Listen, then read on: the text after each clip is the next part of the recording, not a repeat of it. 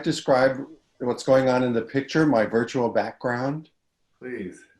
I That's a picture of a passion flower or passion vine plant with a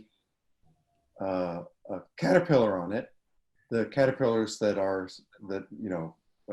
specific to that plant, which is the Gulf fritillary butterfly, very beautiful butterfly, and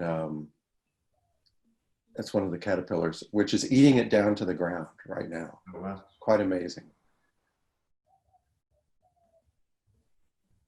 So welcome to iPad 53 Rob. That's what we see of your name. That's a lot of iPads. Robert. Hello, Joel. Hi, welcome.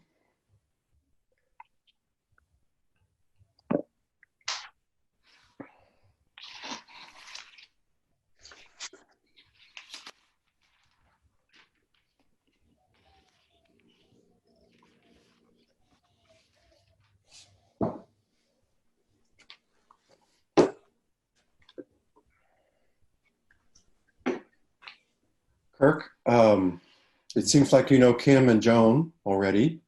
I don't think we've ever had a chance to meet before, but I've enjoyed some of your work. So, Oh, thanks.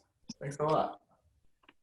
I say I've enjoyed some of your work in the sense that I know I've not seen all of your work, but I've enjoyed what I've seen. That's what I mean to say. Not the other. Good one. The other ones are awful, I'm sure. You've missed the bad ones. I'm in the dark. What is Kirk's work? I'm a playwright for the Rude Mex. Really? Yeah. Hey.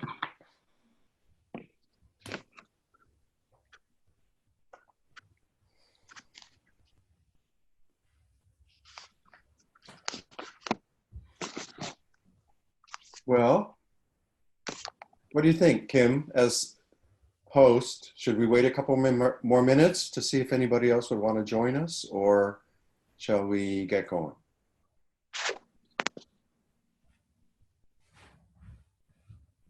Yeah, I don't believe in waiting. Okay. All right. Well, we'll get going. Well, welcome. My name is Joel Barna. I'm a longtime practitioner at Appamada and a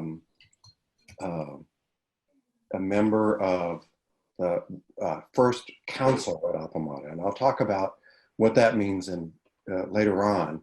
But just to say, I've been involved with Appamada a long time. It's a very important part of my life. Meditation is important, but more than that, the Sangha and the teachers at Appamada are important to me. When I say Sangha, I mean all the people who give their time and devote energy and help support the group functioning as a community that supports Zen practice. And that includes Kim, mostly, who's our host today, and who hosts a lot of things online and does a whole lot for Appamada.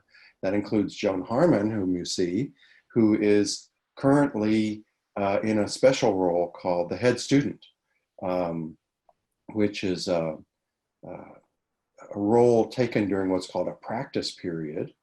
It's kind of like a Zen revival period when people dedicate themselves to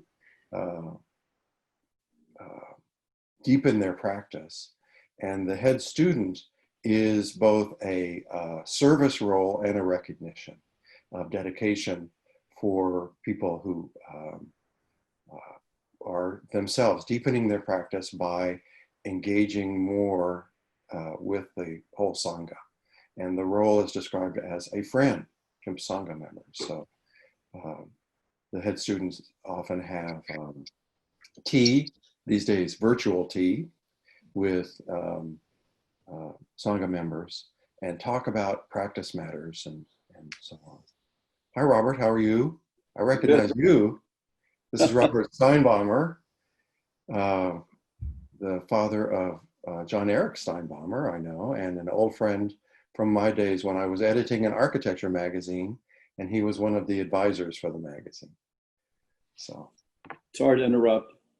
that's okay. So glad to have you. So, Kirk, would you say why you decided to come and join the orientation today? Yeah, I have been meditating for a while, and I've even visited Appamada a few times. But it's been so long, I felt like I should go through the orientation again. But in my practice, I think a thing I really lack is a teacher and a Sangha in my reading and in my thinking. So I thought I like Appamada quite a bit every time I've been there. So Very it's good. a nice place to start looking. That's great. That's great. In your practice, are you have you mostly focused on Zen teachings or other style of Buddhist teaching or even non-Buddhist meditation? Mostly Zen. I met Buddhism through, actually the Rude Mex did a cultural evening at Appamada, and then I started coming every once in a while to sit, and then started reading, I guess exclusively in Zen and sitting. Yeah. Okay. Okay. Great. When you're meditating, would you say how often you meditate? And I meditate every day for 20 minutes. okay, that's very good. Very good indeed. Some days. Okay. And Robert, would you talk some about what made you decide to connect this morning? Just to learn more. I have been to Appamada a couple of times. Thank you very much. And tune in to Flint's talks on Tuesday, inquiry. And I'm interested and engaged, and I'm totally naive. So I should probably do an orientation every week. But this is my first one, and I appreciate your patience with letting me join. I'm glad, and this is I'm just glad. I'll just say that. Okay, so you, Robert, you are familiar with Flint and the way he talks and what he teaches. And how about Peg? Have you spent any time listening to Peg's talks or had a chance to speak with her or anything? Only meet her in the maybe 3 times I've been to Appamada before everything shut down. But I've not had the opportunity to sit and listen to her or spend much more time than hello in the kitchen. Okay. Okay. Well, today, after the orientation, Peg will be, right now, I'll just say, first of all, right now, regular meditation is going on at Appamada. It started at 8 o'clock. It'll end around 9:50, and that will be, and then Peg will give a Dharma talk. And I really, really encourage you to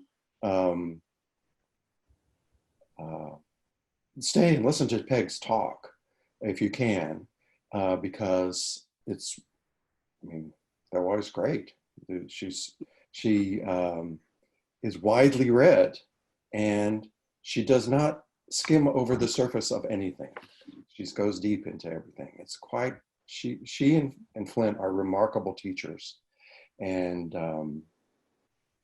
she's it's definitely worth connecting with her too, not just hearing her, first to hear her, but then to connect with her as a teacher and to connect with Flint as a teacher as possible, you know, online and so on. So Kirk, you know, just email Peg sometime and ask if you can talk with her. And I think it would be a good thing. So I'm going to tell a little bit of a story about myself, but first I want to ask Joan to talk about your connection with Appamada. What first connected you with Appamada? I have 2 children who have grown, and when my first one went to college, I realized that my focus on them was coming to an end, although we never lose that focus. And I said, hey, I'm going to have some time for me. And so I went to Seton Cove and I signed up for 2 classes. One was on the artist way, and the other one was a 3 lunch thing with a person named Peg Syverson. And those 2 classes changed my life. To this day, I journal every morning, and I meditate every day. Appamada is so important. I realize what a positive force it is in the world. When I'd go to inquiry, when we had it in real life, and I would just see that people had come in the middle of their workday to sit and hear a little bit of a lesson and share issues with their practice, and then go back out. And I said, this is just important. Important things are happening right here that are going to have such a big impact as we all leave and go out in the world. And it's the people that are a part of Appamada. It's not an easy thing to do. They are working to be the best they can in the world and to impact the world as well as we can. And it's just a wonderful thing to be a part of. Thank you. And Kim, would you share what first connected you with Appamada?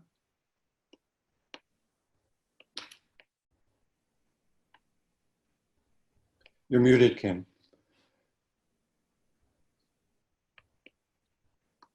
There you go. Sure. My first connection with Appamada was about 10 years ago when I took a day-long workshop with Flint that he gave at the Austin Zen Center. And then I was practicing there, and then I started coming to Appamada and have never left. And having been part of many organizations, it's the first functional organization I've been part of. And so, you know, I got to the point where I didn't believe that an organization could really work and could really resolve issues when they came up. And now I'm seeing that that's possible. And I'm in love with the people who are there, and, you know, constantly growing and challenging myself and being challenged. So thank you for being here. Okay, well, thank you. Thank you.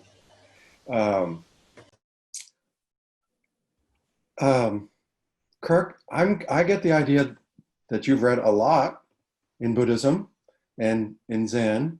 So let me address this question to Robert. Robert, are you familiar with the story of Gautama, the original, what is, I'm not. Some versions, the original Buddha. You don't have to finish the sentence. I'm not. I actually studied Zen with an architecture professor in the 70s named Michael Benedict. And we designed for a project, a Buddhist retreat in Williamson County. And he taught us to meditate, and I was fascinated and got into it for a while, and I lost focus. So no, I don't know the origin story. That's part of why I'm here. Michael Benedict, the professor at UT? Yeah. Oh, I never knew that. Okay. Well, I'm going to tell my own extremely shortened version of the Buddha's story, because with the one little part of it that I tend to focus on.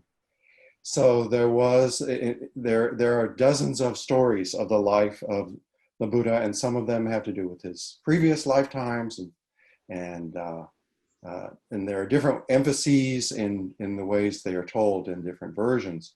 But in the standard version that I'm familiar with, he was a prince or a nobleman in a city in what is now Nepal or northern India, on the border with Nepal. And his parents had heard a prophecy before he was born that he was going to be great in some way, either a king or a world leader of some kind, a world teacher.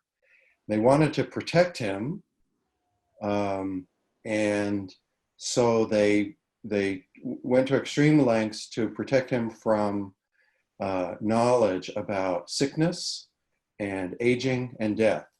And the story is that he snuck out of the palace one night, leaving his life of luxury behind, just to see what was going on in the city. And he saw a sick person, and he saw an old person, and he saw a dead body. And he was troubled by this. And after some time, he decided to leave. In some versions, he's still a young man, and he leaves his parents. In others, he's married, he has a son. And he's actually leaving. He decides to leave in the middle of an orgy that he's participating in, where everybody's everybody's drunk and lying around drooling, and he gets all disgusted with it. But he decides to leave home and to do what thousands of other people in India or in this region have been doing for a while, and that is to become homeless and to dedicate his life to exploring what the meaning of life is and how he can learn to be free from the suffering that is inherent in human life, which is condemned to sickness and aging and death. And he studies with a number of teachers, and he engages in more and more privation and asceticism. He almost starves himself to death.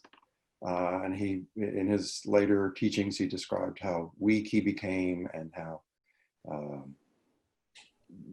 emaciated and so on. And he had a number of followers. Each of the teachers he studied with offered to make him their successor, but in each case he would say, thank you for your teaching, but this is not leading me to liberation. There's got to be something else.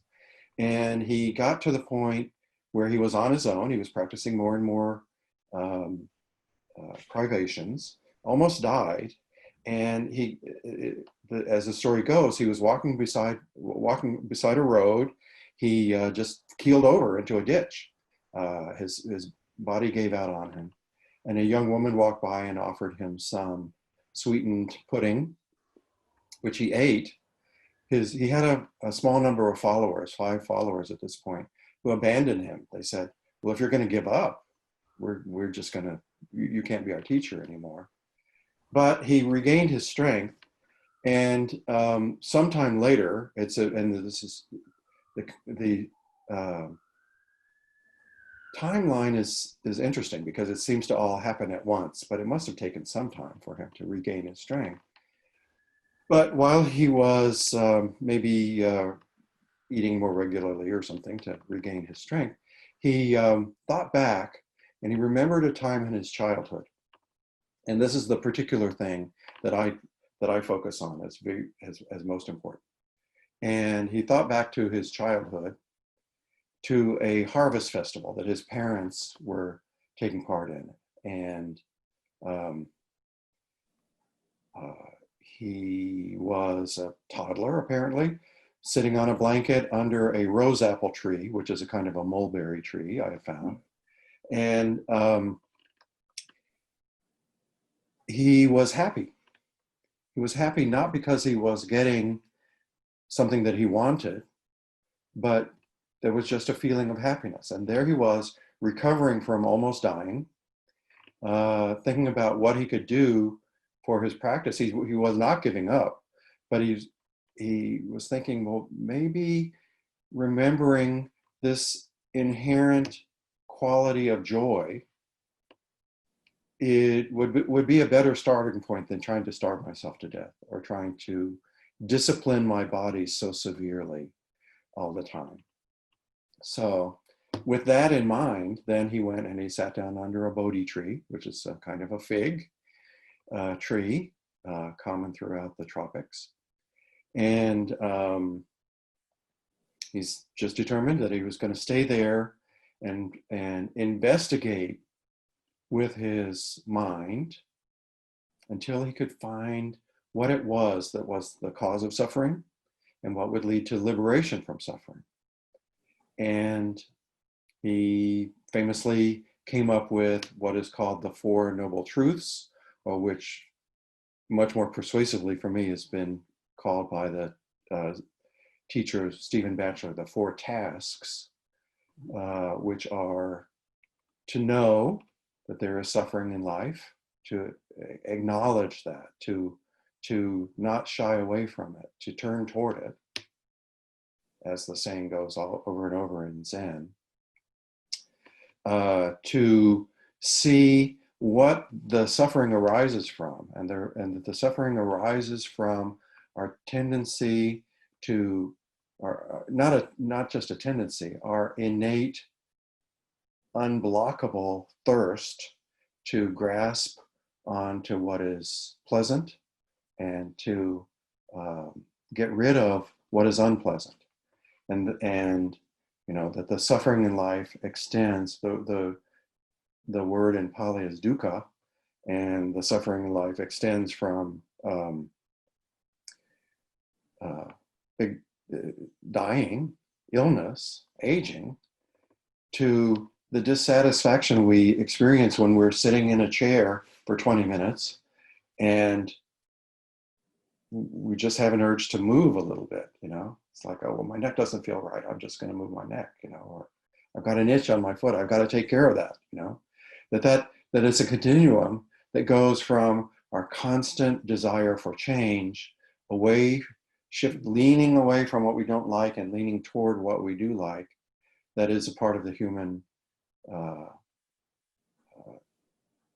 situation, and seems to be true for all kinds of life.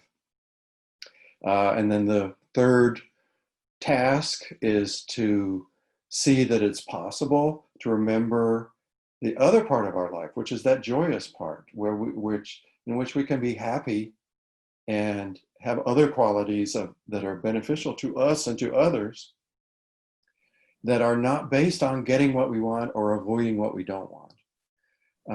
And that, you know, to recognize that there's a path toward liberation. And the fourth step is to follow what he called the 8-step path of right thought and all the way through right livelihood and right wisdom.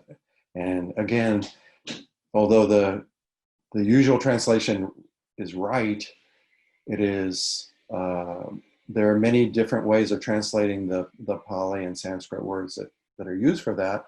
And a lot of people in Zen will really focus on whether or not they are appropriate and right in meeting the situation, not right in the sense of morally right and wrong, or morally like sinful or non-sinful, so that sort of thing.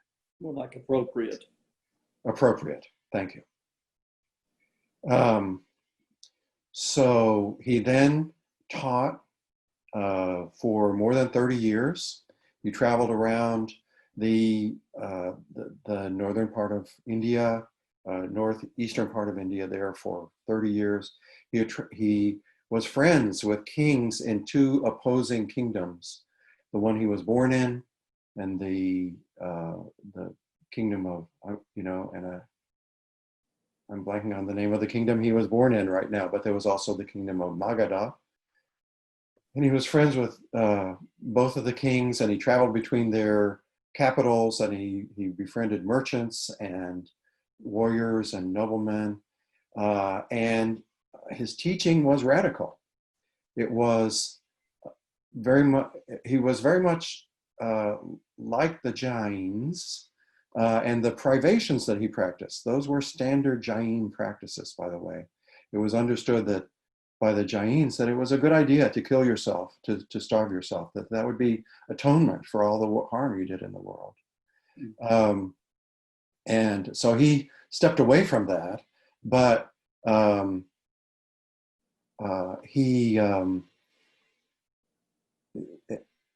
he was still there was still the kind of inflection of this practice from the Jains in his teaching. Like the Jains, he was a person who paid no attention to the caste system and that was prevalent in the society of his day in Hindu religion, in the Brahmanic religion. And he said anybody could achieve liberation. Question was, could anybody achieve liberation in this lifetime, or would it take many lifetimes, and so on? This was a source of debate, and one that he never resolved. He just said, do your best right now. And so he traveled around this part of India. Toward the end of his life, the kings that he was friends with were both overthrown by their sons. And this is told in the book After Buddhism by Stephen Batchelor. And the new king of Magadha invaded the Buddha's homeland.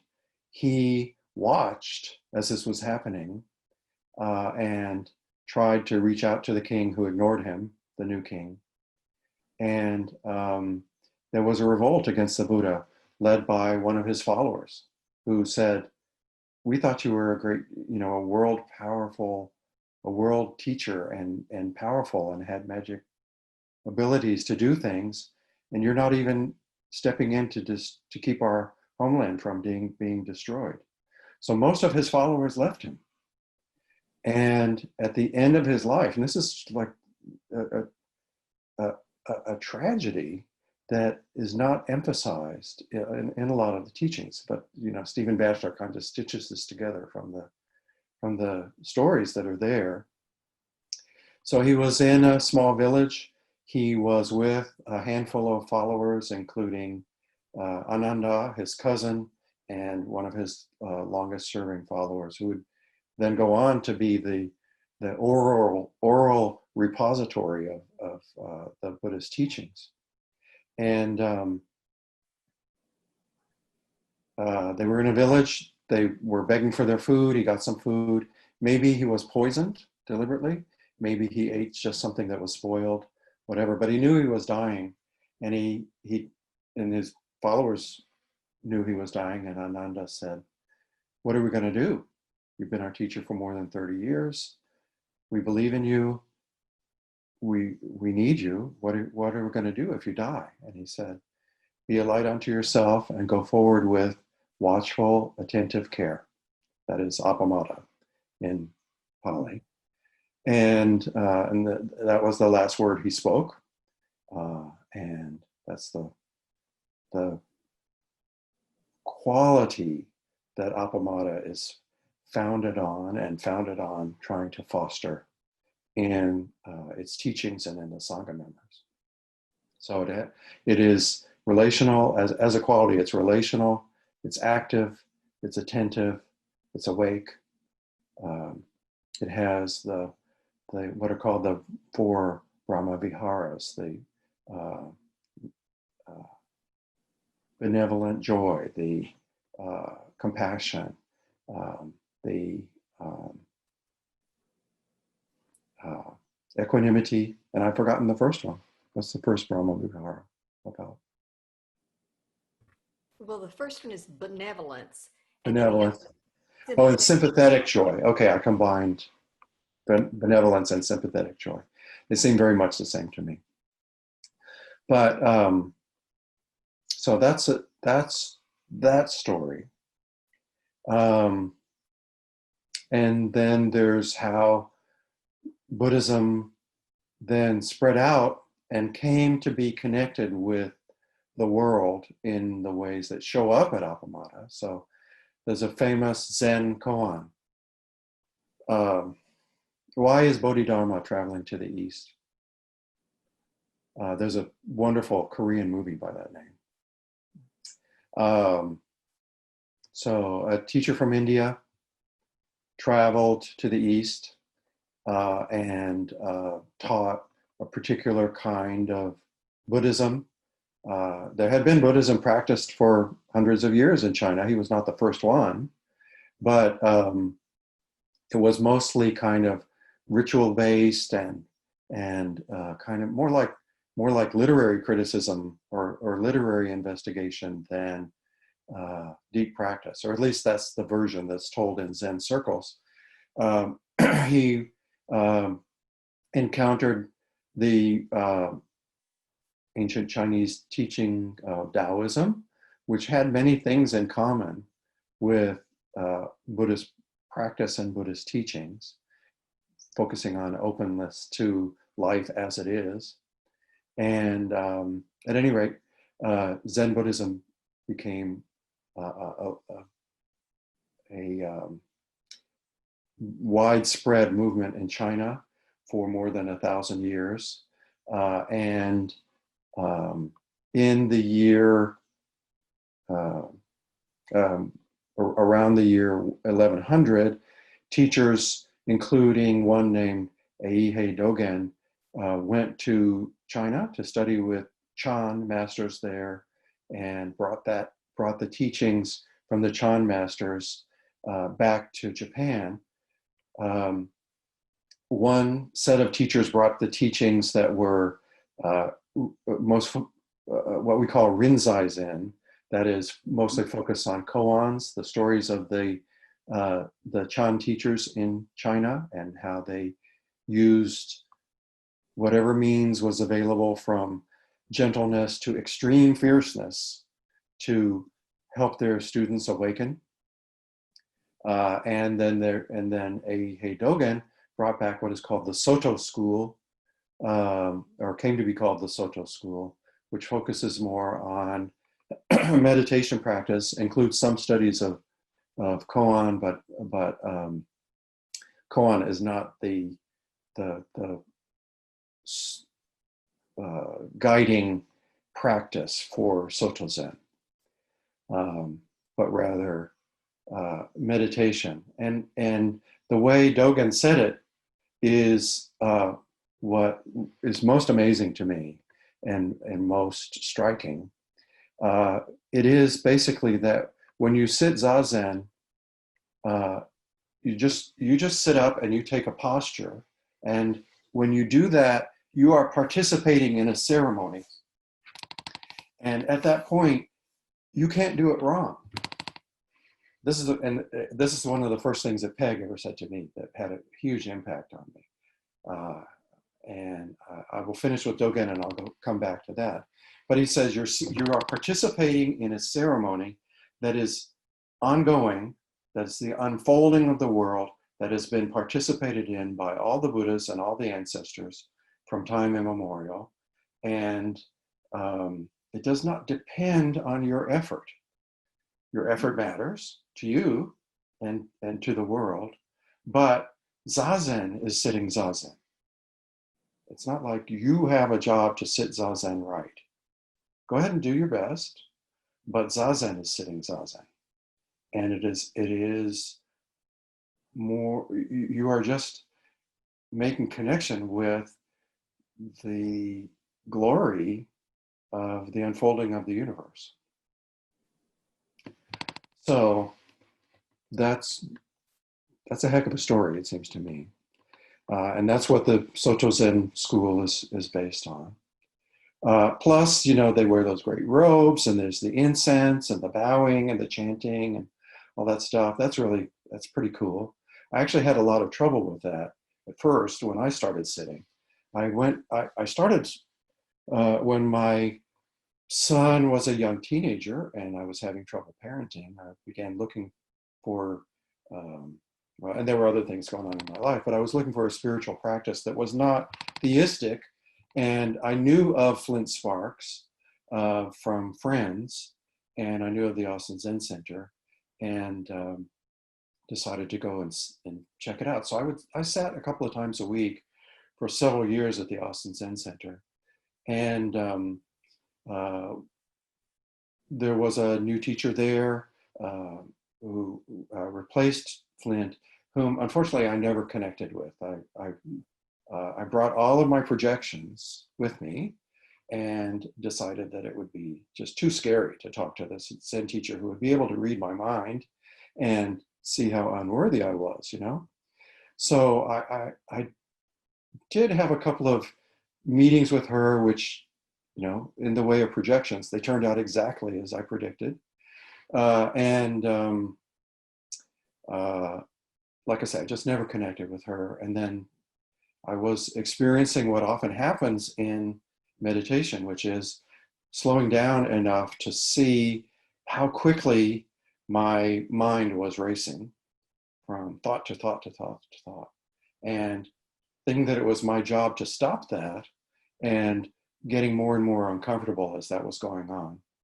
So I decided, well, if this is going to make me crazier instead of more steady, instead of more at ease and centered, then I just better quit.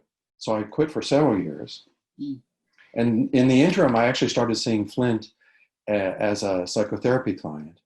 And at one point in a group therapy session, he recommended that it would be a good thing if I had a regular practice, and that and by that time he had moved into the building in back at Appamada, so I knew where it was, and so on. I went to Appamada on a Sunday, and a wonderful Sangha member named Leela tapped me on the shoulder and said, "Would you like to see Peg?" And I knew that I was supposed to have made a reservation with Peg, or asked to see her before that, and I hadn't. So I said, no, thank you. And so, which cracked Leela up. Just like, okay. And that's how Leela responds to things. She laughs a lot. So later, the next week, I did talk to Peg, and she also was amused by that story, and understood how I had come to turn down the invitation because I didn't understand it that way. But I met Peg. I told her about my experience. I said, I know I'm doing it all wrong. I'm so embarrassed. I don't know where to start. I feel like I've got so many bad habits with sitting. And then she said that thing that I mentioned before. You can't do it wrong. This is actually a body-centered practice. Let your body be at ease. Do your best to align your thoughts with what's going on in your body, That is, pay attention to what's going on in your body. And when your mind wanders off, which it absolutely must do, because that's the way our brains work, just come back. And you can't do it wrong, because Zazen is sitting Zazen. It's not you. I go, really? Okay. So, and that was about 13 years ago for me. So,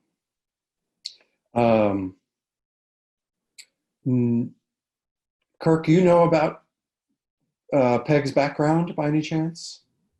A little bit. I know Peg better than Flint. Okay. She was a teacher, yes, at the university. She was. Yeah. She's retired now. Yeah. And do you know that she's an ordained Zen priest? And was ordained through the lineage, through the San Francisco Zen Center. And Flint also is ordained through the lineage of the San Francisco Zen Center.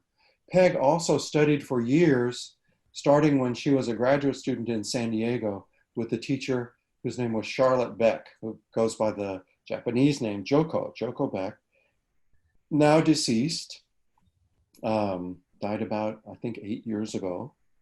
But she was a very Chan-like Zen teacher, very stripped down, not much emphasis on ritual, not much emphasis on formality.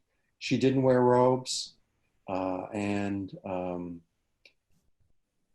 the story is that she had a daughter who was quite an expert on Japanese Zen, and who advised her mother, just give it up. You're not doing it right. Just like give all that stuff up. Having had a combative teenage son, that story cracks me up. So at any rate, that was the style that Joko embraced. And she was also very open to Western psychological exploration, and saw that as very necessary. And in fact, the first time I ever heard of Joko Beck, there was this new thing called the internet, and I just decided to look for some Buddhist writings on the internet, and I found something that was a transcription of one of her talks called The Pools. And I have to find that again. But she tells a parable of people in the desert who come to a pool, and they take off all their backpack and all those heavy things that they're carrying, and then they get in the pool and then they relax. And then other people in the parable, and maybe I'm saying it wrong, but they take all the heavy stuff in with them, and then that eases their burden, and it dissolves the bad things, and helps them deal with the work that they need to do, rather than leave it outside, you know.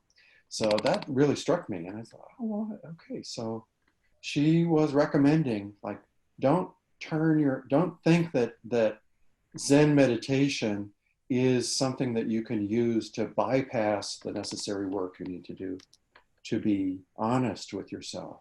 Use the tools of Western psychology that are appropriate for aid and help in the necessary investigation that is the real work of the life in Zazen. So Peg studied with Joko, and Joko authorized her as a teacher, and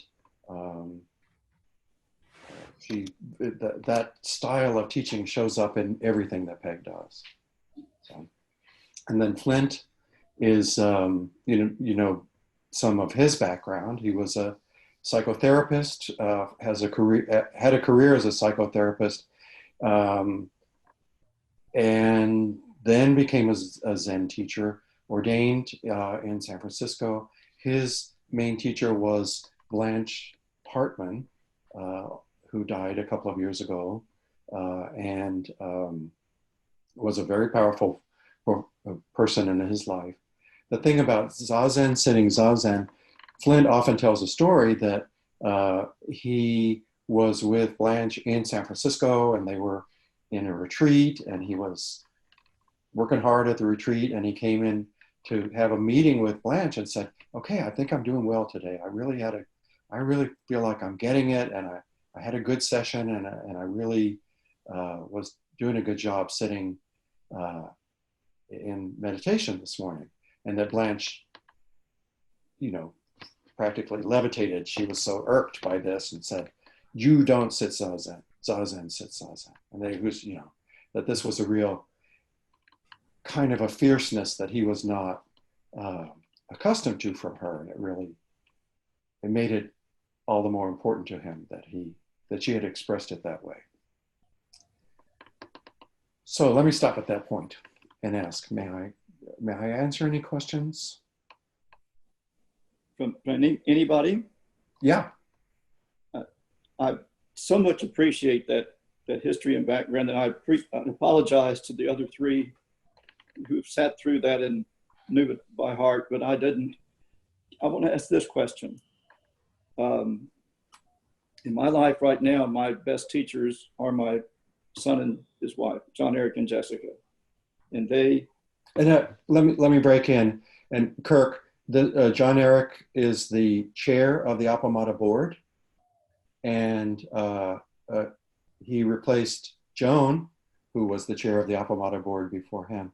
And Jessica Steinbaumer is his wife and co-author of a new book about UX, UI, and business partner. And do you know them at all, Kirk, by any chance? No, I don't.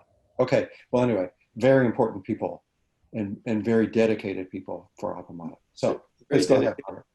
Very dedicated without... Oh, Joan, hang on. Now you're unmuted. Go ahead. I just wanted to say Jessica is on Council 3. And Jessica is a member of a council. And she monitors the Flint's talks on Tuesdays. Right. She monitors that. And they live it without proselytizing. It's one of the reasons that I've left the Christian church decades ago.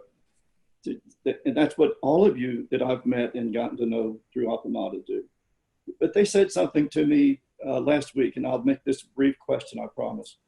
My wife had a small Zen statue out by a pond in our backyard, and it's it's a little cheap concrete casting, but the ones that are decorated have much more beading and so forth. And I asked him about that because I don't see that Appamada, and he said that some cultures worship the Buddha, and Appamada style is to live the Buddha.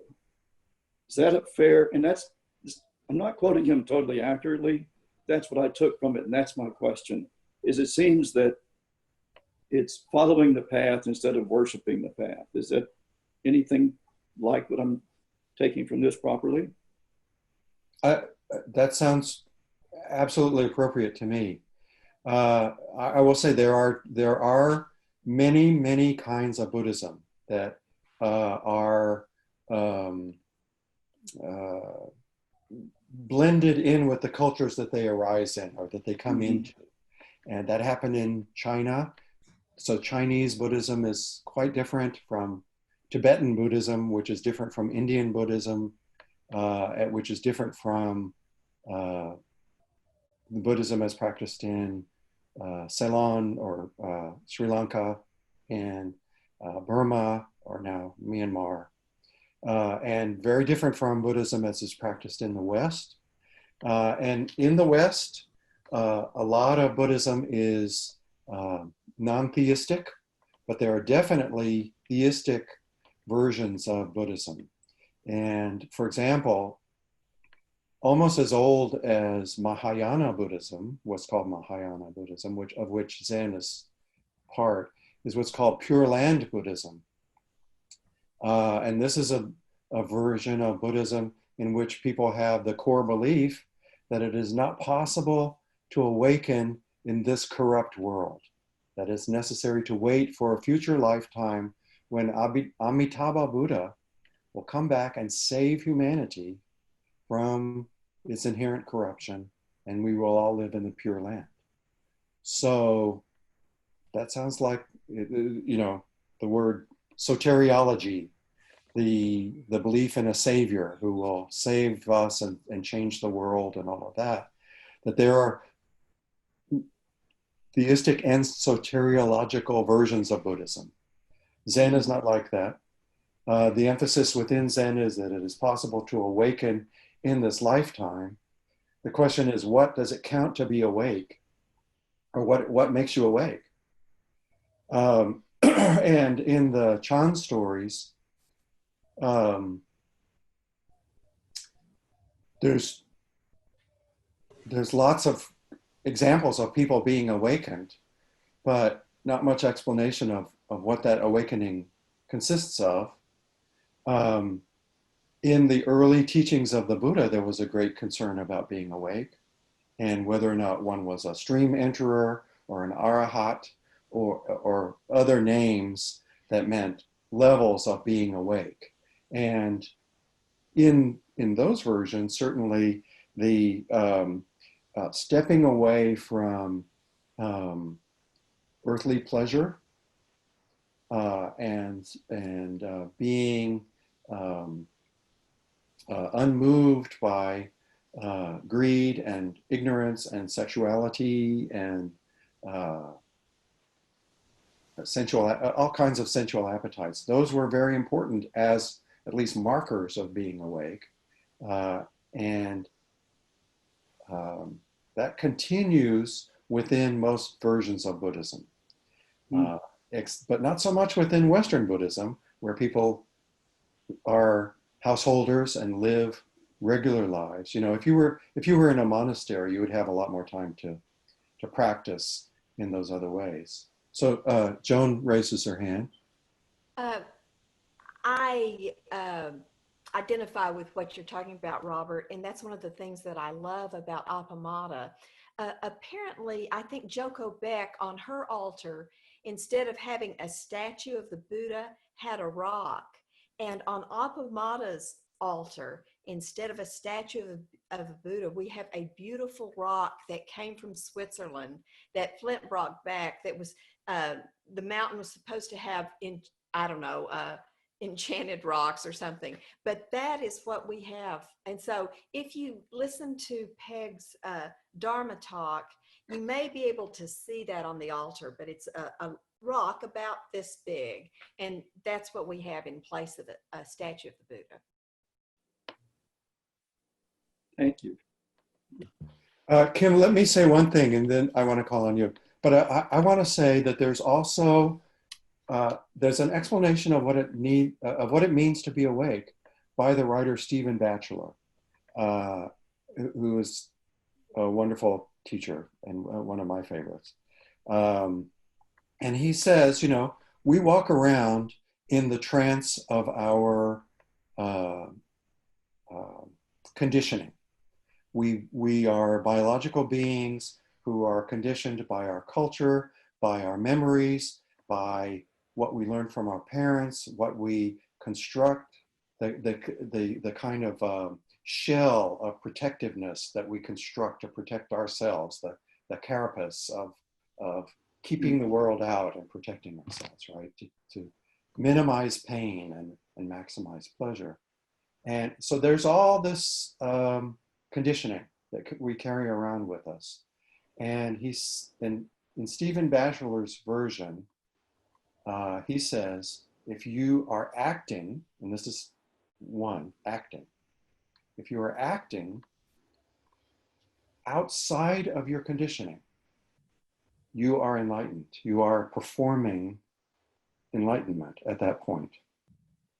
So it's not esoteric knowledge, it's action. And it's not action based on esoteric knowledge. It's action based on honest, compassionate, equanimous relationship to yourself and others. So, and that's what Peg and Flint teach. And that's at the core of the kind of relationality that they teach as well. So Kim, you were gonna? Yeah, I just wanted to add to what Joan was saying, that for about 300 years, there were no statutes of the Buddha. And in the same way, there were no statutes of Christ for, I think, almost 500 years or something, for a long time. And there's the admonition about doing icons in Judaism. So it really carries through. And in a way, to me, it's a little bit of a weakness when we need to have a statue or an icon, you know, then we start worshiping it rather than something that can't be defined. That's what I took from it. Yeah. Yeah. Thank you. It's a great definition. You're all so generous with me and your time and your connection. I really appreciate it. So I'll just add that 300-year gap is during that time is when Alexander the Great invaded the Gandhara kingdom with his enormous army and made it as far as Afghanistan, where he died. Many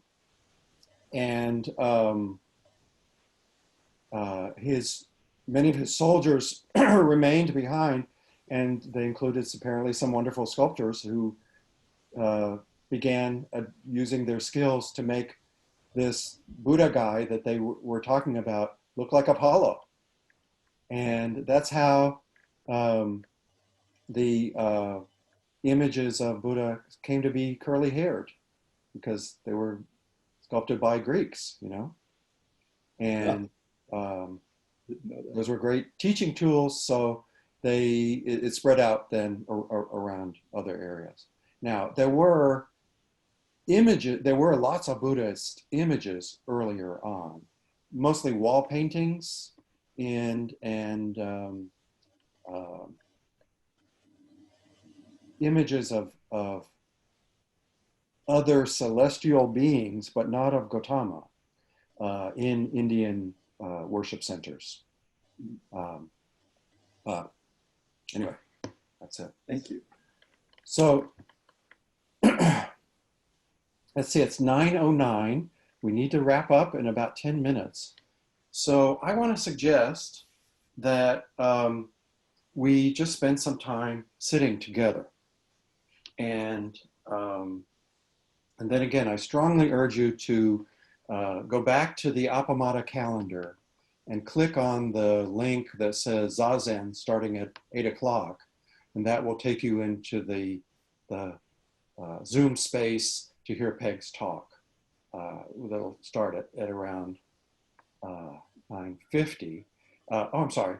That will take you into the Zoom space so that you can sit the last 30 minutes of the sitting at Appamada and then hear Peg's talk.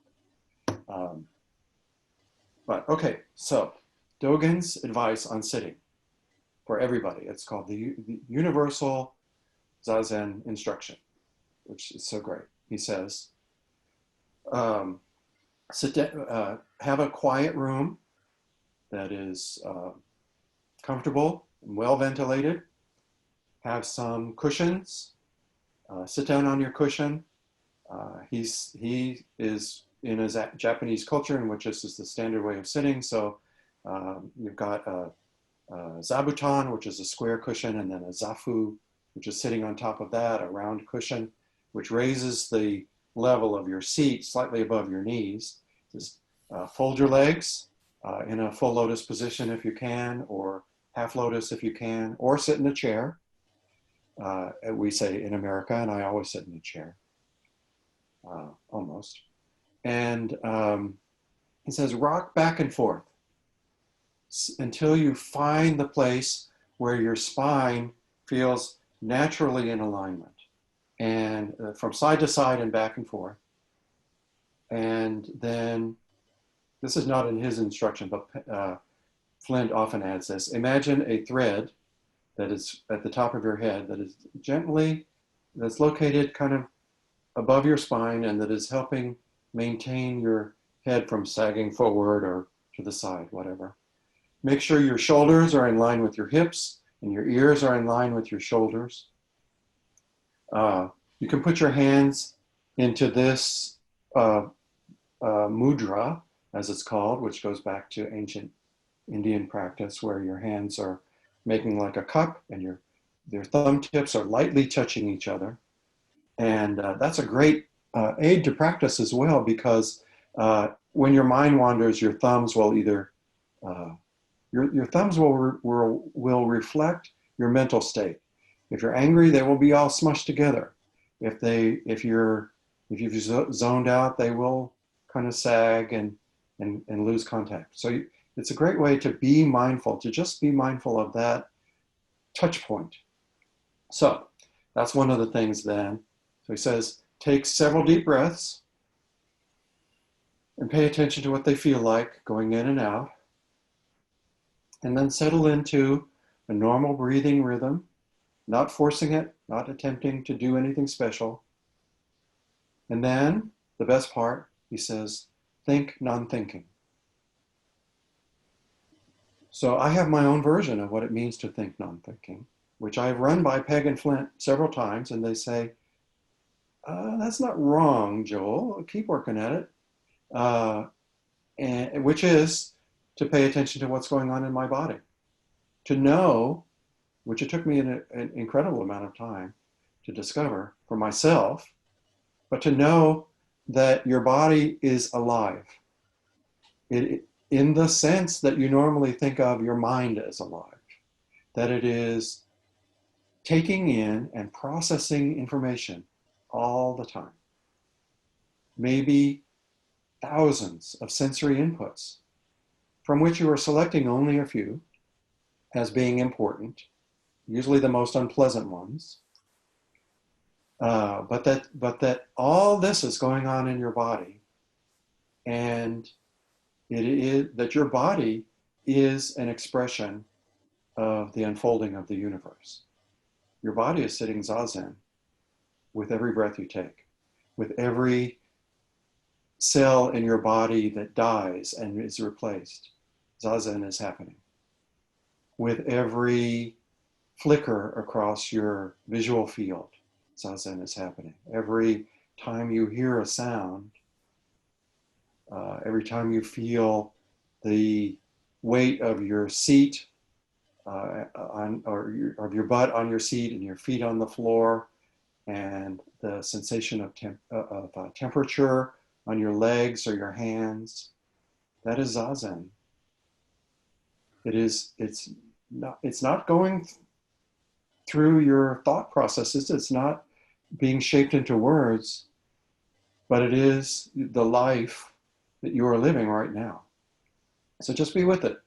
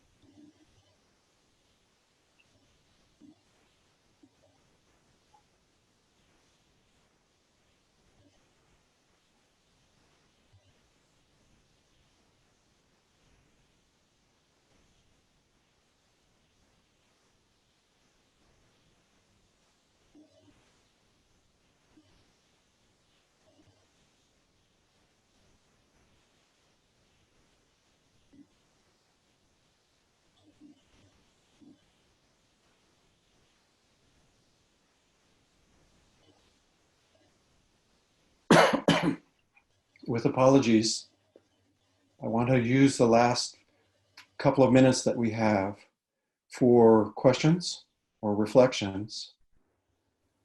Kirk, do you have any other questions that you have about Appamada?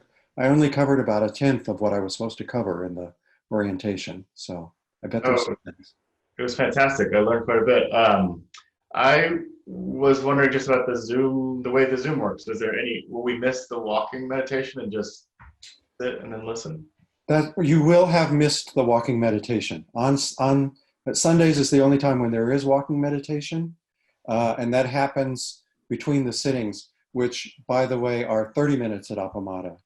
The first intensive I took part in, at the end, there's a point where people are offering their reflections and kind of their complaints and all that kind of stuff. And one woman said, God, I was just like, oh, this is the longest 20 minutes of my life.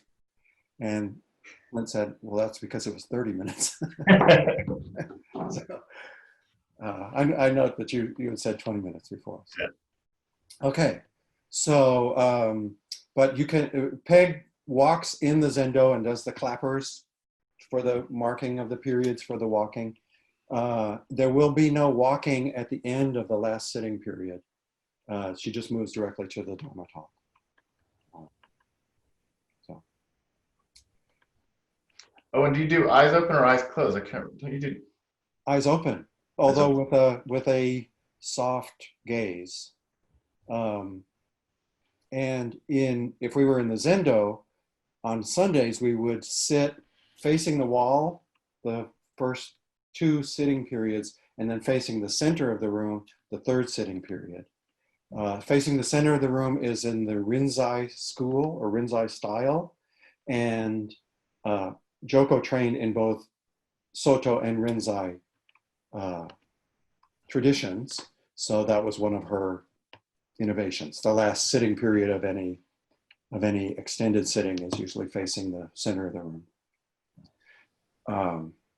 And there, normally at an orientation, I would spend some time for newcomers to help them feel comfortable with how to put their hands in the formal way, how to bow, when to bow, how to sit down at your seat, and so on. But that's, we can't do that right now, so I've skipped over that. But if when the Zendo opens again, and we can go back and sit, it's important to me, at least, that people not feel uneasy that they're going to do the wrong thing. And there's 2 aspects of that. 1, having some examples, and 2, just knowing that nobody's going to be judging you if you do the wrong thing. Just like do your best, So Robert, any questions? No, my mind and my soul are full. This is wonderful. Thank you all so much for your generosity. Thank you, Robert.